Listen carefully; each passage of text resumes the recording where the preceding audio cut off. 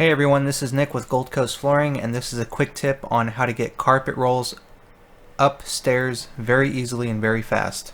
And I have another video that shows how to get your carpet roll like this, and I'll put a link in the description for that. But this is especially helpful on getting carpet rolls up staircases like this. So I'll try my best to explain it because unfortunately it's just me recording.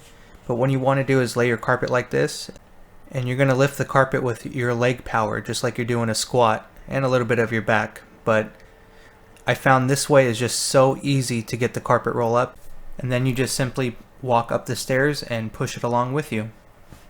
Because carrying it on your shoulder, it's just a lot of weight on you and it's a lot of pressure, and using the hand truck would just take forever and it would still be a lot of work.